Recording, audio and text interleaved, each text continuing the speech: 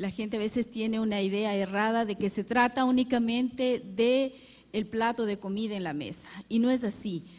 Posiblemente con esta exposición ojalá haya jóvenes que puedan seducirse por el tema del derecho a la alimentación, sobre todo desde esta perspectiva de derechos humanos, ¿no? El último informe de la FAO del 2012 señala que existen 870 millones de personas que padecen hambre en el mundo, es decir, la octava parte de la humanidad. La gran mayoría de estas personas que padecen hambre, es decir, como 852 millones, están en países en desarrollo, como el nuestro. Alrededor del 15% de la población, mientras que 16 millones de personas están subnutridas en los países desarrollados.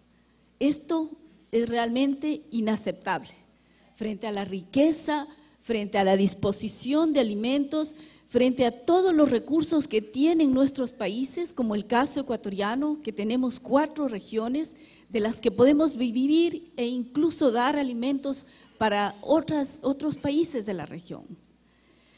Además de toda esta situación, existen obviamente conflictos sociales que han girado alrededor de esta problemática alimentaria, ¿no? En todo el planeta.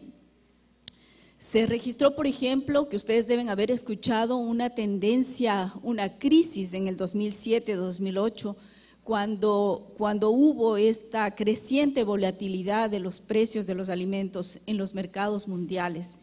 Y se incrementaron obviamente las dificultades para la gran mayoría de la población.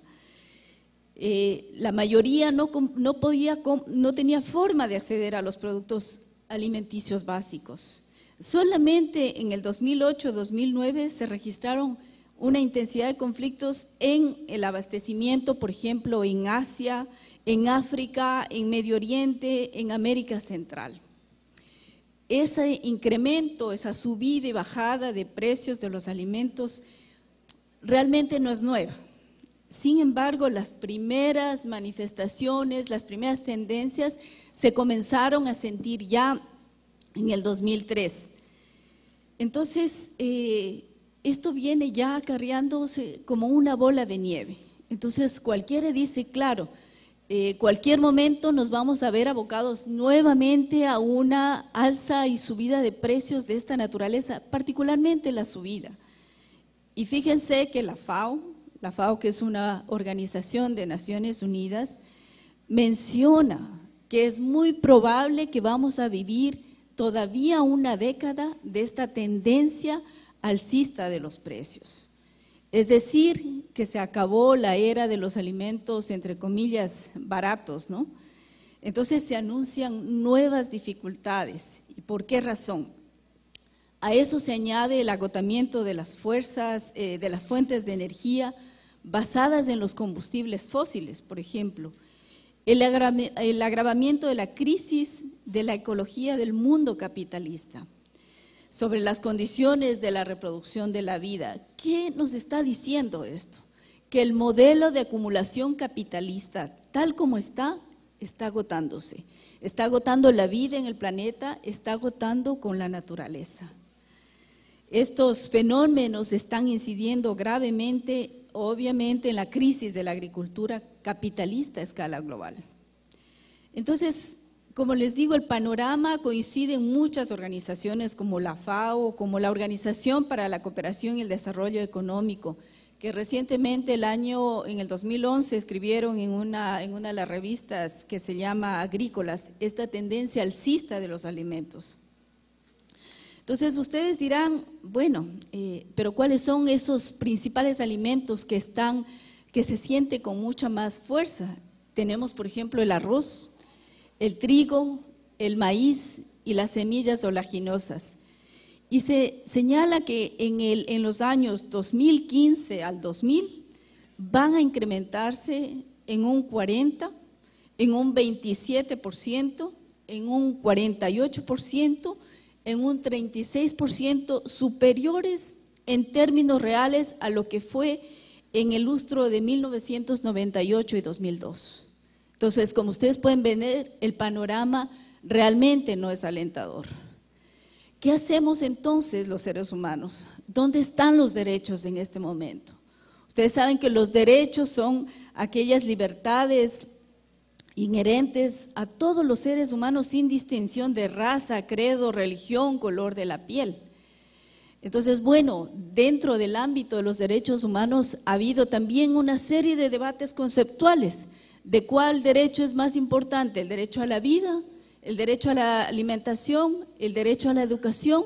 Entonces, toda la gente que ha estado trabajando en temas de derechos humanos finalmente acordaron y dijeron: todos los derechos son importantes, todos son de cumplimiento obligatorio e inmediato. Es decir, se acabó esa jerarquización que de alguna manera primó hace varios años de cuáles eran los derechos más importantes. Ahora bien, ¿dónde está el derecho? Ustedes dirán lo que decía hace una hora el economista Páez, que nosotros tenemos que establecer políticas que estén de acuerdo a esos estándares internacionales. Ahí tenemos el deber ser. Tenemos entonces que estos derechos, concretamente los derechos económicos, sociales y culturales, en donde se encuentra el derecho a la alimentación, están contenidos ya desde hace mucho rato. ¿Cómo es posible que nos olvidemos? Está en la Declaración Universal de Derechos Humanos, que ya tiene más de 60 años. Están en instrumentos regionales en los que ha firmado el país, la mayoría de países latinoamericanos, como el Protocolo de San Salvador. Está en el Pacto Internacional de Derechos Económicos, Sociales y Culturales, que el Ecuador ha sido uno de los que primero ha promovido.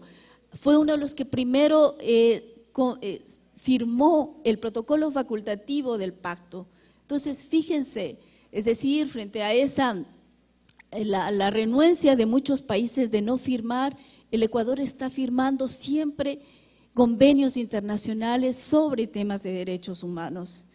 Entonces, en la Declaración Universal, brevemente dice: toda persona tiene derecho a un nivel de vida adecuado que le asegure a sí misma y a su familia la salud, el bienestar, en especial la alimentación. Los seres humanos no podemos vivir si no tenemos agua, si no tenemos alimentos.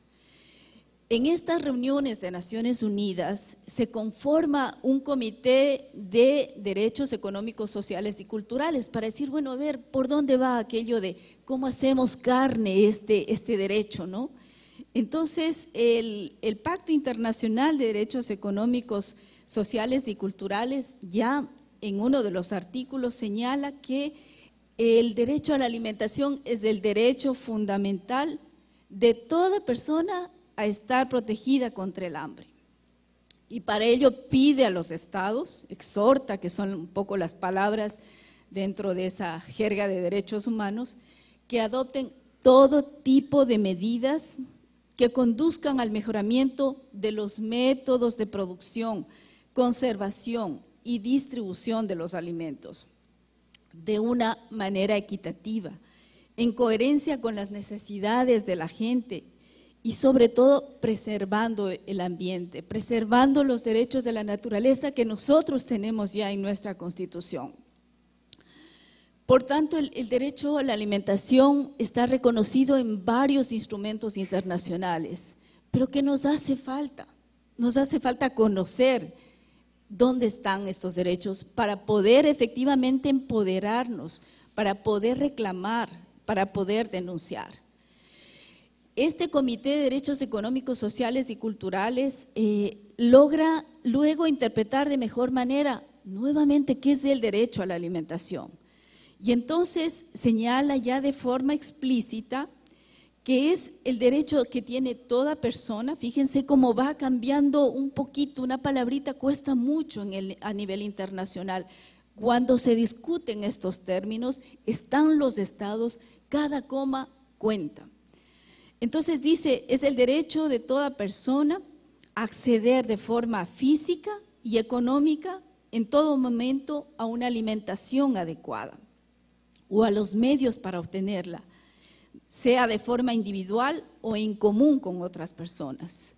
Pero además plantea dos cosas interesantes, que dice que debe haber disponibilidad y accesibilidad de los alimentos. Es decir, esos son los pilares básicos del derecho a la alimentación, que deben además contener otros principios, que son el de la adecuabilidad, la aceptabilidad cultural y la sostenibilidad. La disponibilidad, ¿a qué se refiere? Dice que se trata de la cantidad y la calidad suficiente de alimentos sin sustancias nocivas para la salud. La accesibilidad puede ser de dos tipos: económica, es decir, que no ponga en riesgo otros derechos, porque muchas veces las familias, dado que no tienen recursos, ¿qué hacen? Dejan de ir al médico, dejan de invertir en salud para cubrir esta necesidad de alimentación. Entonces, por esa razón es que dice, no debe poner en riesgo otros derechos que también son fundamentales. Señala además que los principios, por ejemplo, de adecuabilidad, hacen referencia al derecho de las personas a consumir alimentos sanos y de calidad. La aceptabilidad cultural, ya conocemos, es decir, que corresponda a nuestra cultura. No le podemos obligar a la gente de la Amazonía, qué sé yo, que consuma algo que consumimos aquí en la sierra cuando no es su costumbre. Los alimentos tienen que ser adecuados a cada región. La sostenibilidad, simple y llanamente nos están diciendo que debemos consumir ahora solo lo que necesitemos para dejar a las futuras generaciones, a nuestros hijos. Entonces, esos son los pilares básicos del derecho a la alimentación. Y como ustedes pueden observar, tiene una enorme vinculación con el derecho a la vida, que hablaba hace un momento, a la salud, a la educación. Y para alcanzar estos derechos es necesario garantizar cosas básicas como el derecho al agua, el derecho a la tierra, lo que nos presentaba hace un momento Stalin, a la agricultura, a un ambiente sano y el principio de no discriminación. Pero además, fíjense que se legisla mucho, se habla mucho de instrumentos internacionales, unos de carácter vinculante, otros no, pero el hecho de que no tengan carácter vinculante no significa que los estados no estén conminados a cumplir. Tenemos, por ejemplo, las directrices voluntarias de la FAO que hablan también del derecho a la alimentación y que fueron aprobadas en el 2004, que son un conjunto de directrices comunes, criterios comunes, consideraciones, principios basados en derechos humanos, que les ayuda a los estados a ir midiendo, monitoreando los avances en sus políticas, en sus estrategias. Por ejemplo, la directriz número 3, o sea, son 19 directrices, yo me refiero únicamente a la 3, que plantea a los estados adoptar, por ejemplo, políticas nacionales basadas en derechos humanos y que estas, por ejemplo, pueden ser mecanismos institucionales como el que estamos viendo ahora, que me parece una propuesta significativa, un reto enorme el que está llevando a cabo la Superintendencia del Control del Mercado, del Poder del Mercado. Entonces, la directriz número 3 dice que se debe identificar cuáles son las amenazas al derecho a la alimentación a través de sistemas de supervisión, lo que estamos viendo acá, mejorar además la coordinación entre diversas instituciones, porque esto no hace una sola institución, niveles de gobierno, locales, nacionales, establecer claramente las competencias y responsabilidades, acordar plazos para el cumplimiento. Se debe garantizar además la participación en el proceso de los grupos más vulnerables, en especial las mujeres, los niños. Es decir, en definitiva lo que dicen las directrices es que se tenga en cuenta la igualdad, la ausencia de discriminación, la participación, la rendición de cuentas. Fíjese, esto es supremamente importante, la rendición de cuentas, el Estado de Derecho. Entonces, con este panorama internacional, una se pregunta, bueno, ¿qué no es el derecho? Porque muchas veces a mí me ha pasado, nos pasa, a mis colegas nos pasa cuando trabajamos con las organizaciones, cuando vamos a hablar sobre derechos y particularmente del derecho a la alimentación. No es una dádiva, porque mucha gente dice, no, es que a mí me da recelo, es que eso es parte de mi obligación. No, los derechos son para todas las personas. Entonces, no se trata, como decía al principio, de tener el plato de comida en la mesa. Es todo un proceso, ni tampoco un conjunto de calorías de las que deban disponer todas las personas, que es importante, pero no es solo eso, sino que además se deben tener acceso para los medios y producir nuestro propio alimento. ¿Y qué significa el acceso? Tener trabajo, tener tierra, tener las capacidades para alimentarnos nosotros mismos. En este marco, entonces, ¿cuál es el papel de los estados? El Ecuador, como muchos estados en el mundo, tienen obligaciones muy claras en este sentido, que son la de respetar, es decir, que no puede interferir en el acceso de las personas a una alimentación adecuada, la de proteger, velar porque las empresas o los particulares, y ahí viene lo importante, no priven a las personas del acceso a una alimentación adecuada. Y por lo tanto debe, lo que ahora está haciendo la superintendencia, regular, vigilar, investigar y si hay violación, sancionar y pedir reparación. Debe además, otra de las obligaciones es garantizar, es decir, que debe iniciar políticas, programas, asistencia técnica, educación para fortalecer el acceso y la utilización de la población a los recursos y medios para asegurar sus medios de vida. Entonces, estas obligaciones deben los estados respetar, pero no solamente los estados, sino también las empresas. Y ahí viene una cosa interesante que debemos conocer y que recién se está discutiendo, porque fíjense que las empresas transnacionales, que estamos sometidos nuestros países a esa tiranía, hacen y deshacen en nuestros países. Están haciendo un lobby durísimo en Naciones Unidas y entonces hay una iniciativa que se llama Empresas y Derechos Humanos. Fíjense, nos ganan hasta en eso. Es decir, ir a hacer lobby sobre temas de derechos humanos, ellas primero en Naciones Unidas. Entonces, en este marco se reúnen un grupo de expertos, académicos, gente de la sociedad civil y dicen, debemos hacer algo, debemos pararles el carro a las empresas. Y entonces comienzan a generar una iniciativa que se llaman las obligaciones extraterritoriales. Es decir, los estados tienen la obligación de respetar, proteger y cumplir los derechos económicos, sociales y culturales, y en este marco el derecho a la alimentación, al interior de su territorio y también extraterritorialmente. ¿Qué quiere decir? Si es que un país X tiene una empresa que va a otro país X y esa empresa está violando derechos humanos, se puede demandar. Entonces, eso es muy importante, responsabilizar por esas violaciones a los derechos económicos, sociales y culturales. Como mencionaba la colega en la mañana sobre esta empresa de las computadoras y demás. Eso es importante, o sea, que haya legislación internacional, porque de lo contrario nos quedamos atadas de pies y manos. Entonces, estas obligaciones extraterritoriales tienen dos temas importantes.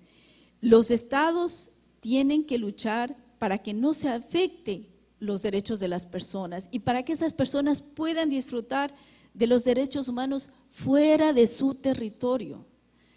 Las obligaciones de carácter global que establecen estos instrumentos internacionales de derechos humanos deben ser de forma universal para que aquí en la China o en cualquier lugar se pueda llamar a esas empresas a rendir cuentas, a denunciarles. Entonces, así el Estado también es responsable, es decir, no solamente en su territorio, sino afuera, y tiene que cuidar de no violar los derechos humanos. Y cuando no cumple sus obligaciones extraterritoriales, entonces se le puede demandar a ese Estado. Entonces, este conjunto de principios que les digo es muy nuevo, se llaman o son conocidos ahora como los principios Maastricht, que son sobre obligaciones territoriales de los estados en el tema de los derechos económicos, sociales y culturales. ¿Qué pasa con el derecho humano en el Ecuador? Como ustedes saben, la Constitución de 2008, que es producto de la lucha de las organizaciones sociales, movimientos sociales, es una Constitución garantista y contempla ya el derecho a la alimentación como parte de los derechos del buen vivir, o summa causa. En ese paquete están el derecho humano al agua, el derecho a la alimentación, a un ambiente sano, a la comunicación, información, a la cultura y ciencia. Entonces, este derecho constitucional es importantísimo que tengamos en la Constitución, pero además tenemos la soberanía alimentaria en el artículo 281 y 282 y la no privatización del agua en el artículo 318.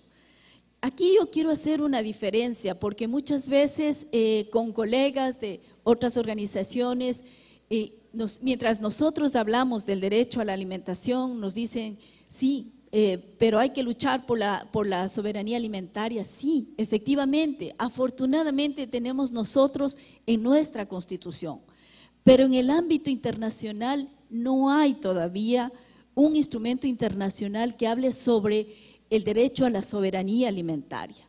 Cuando hablamos de derecho, estamos abriendo una puerta para poder establecer denuncias frente a cualquiera de los sistemas de derechos humanos.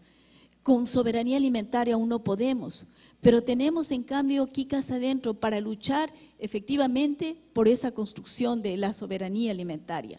Y el derecho a la alimentación es un pilar para la construcción de esa soberanía alimentaria. Pero qué cosas importantes también hay en la Constitución y que esto no quisiera igual dejar pasar. Tenemos, por ejemplo, en el artículo número 1, la caracterización del Estado como un Estado plurinacional e intercultural, que es una propuesta, si bien del movimiento indígena, pero no solo para ellos, sino para el conjunto de la sociedad. Ese es un reconocimiento a los pueblos indígenas como entidades históricas y políticas, pero también una cosa importante, es un nuevo referente de derechos humanos, porque esencialmente plantea una ruptura con el sistema capitalista y una relación distinta con la naturaleza. No es esa relación romántica, sino que obedece a esa concepción de la vida de los pueblos indígenas, a ese sentido colectivo, que plantea la descolonización del Estado, democratizar la democracia y un nuevo modelo de desarrollo, un nuevo paradigma de desarrollo. Entonces, fíjense, tenemos en la Constitución el artículo 13 que habla sobre el derecho a la alimentación, que dice concretamente, el derecho es el derecho que tienen todas las personas y colectividades del acceso seguro y permanente a alimentos sanos, suficientes, nutritivos, preferentemente producidos a nivel local y en correspondencia con sus diversas identidades y tradiciones culturales, para lo cual se promoverá la soberanía alimentaria.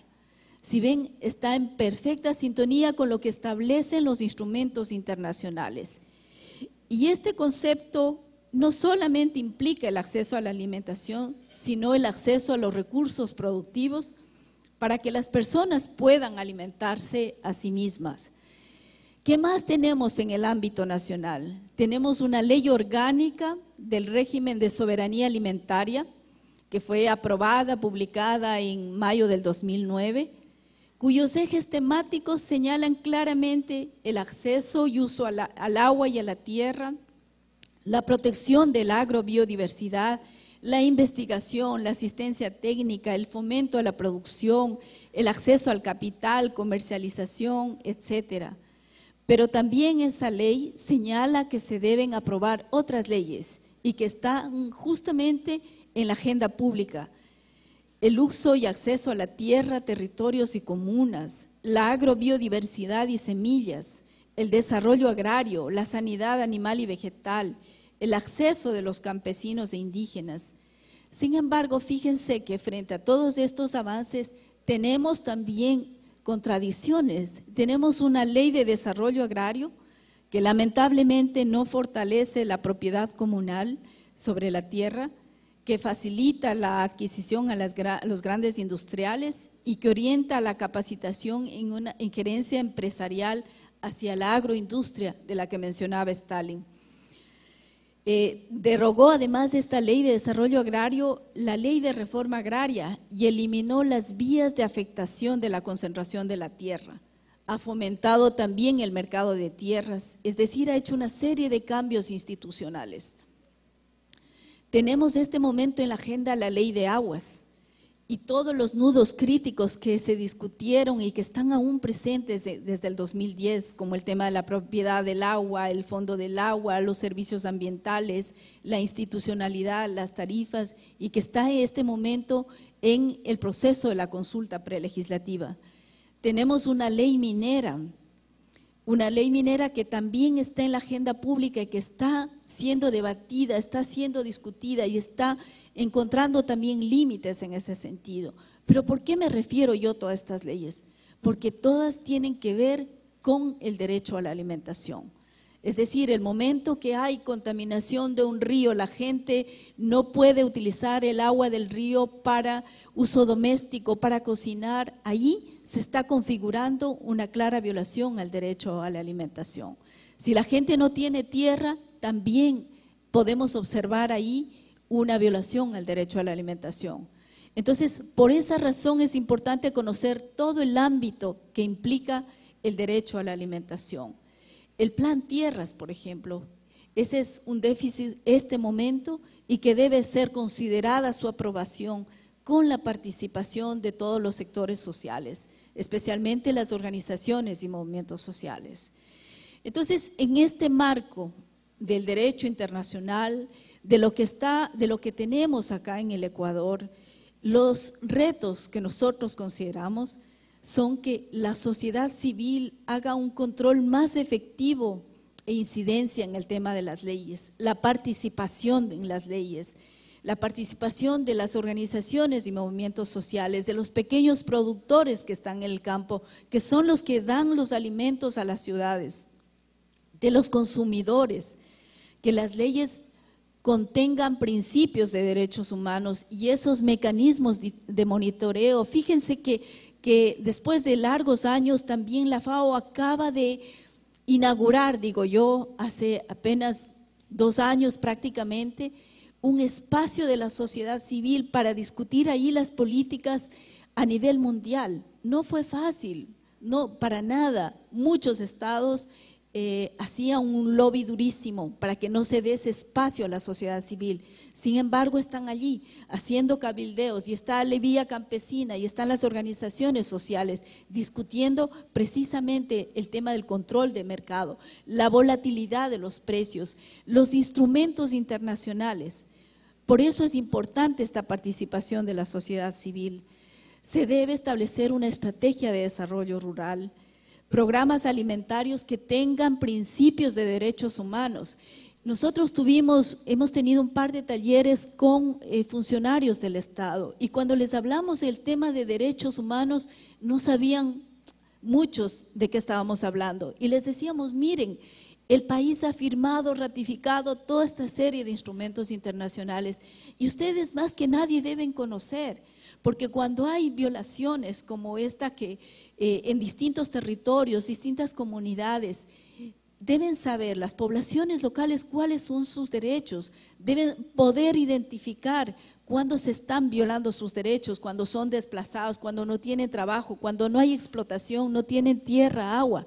Y entonces con ese conocimiento pueden documentar, presentar al Estado, esto está pasando con tal empresa, con tal transnacional. Entonces, los funcionarios deben conocer todo lo que existe en el ámbito internacional. Es importante la legalización de las tierras, una política de reforma agraria, la aprobación urgente de las leyes de tierra y agua para garantizar el derecho a la alimentación, las compras a los pequeños productores, el cambio de modelo de desarrollo y una nueva matriz productiva, que eso es lo que he escuchado en estos días también en la agenda nacional. Educación y sensibilización, esto casi nadie le quiere apostar a este tema, pero para nosotros es importante informarnos sobre los derechos que tenemos, porque ahí estamos generando efectivamente ciudadanía cuando conocemos qué establece el derecho internacional, qué es lo que dice nuestra Constitución, ese deber ser, para tener un parámetro de cuándo están siendo violados nuestros derechos. El incremento en la inversión pública en agricultura, evitar el monocultivo y principalmente que los pequeños productores, las mujeres, lo que afirmaba también Stalin, no sean vistos únicamente como beneficiarios de políticas asistenciales. Yo me niego, porque todas y todos somos sujetos de derecho. Muchas gracias.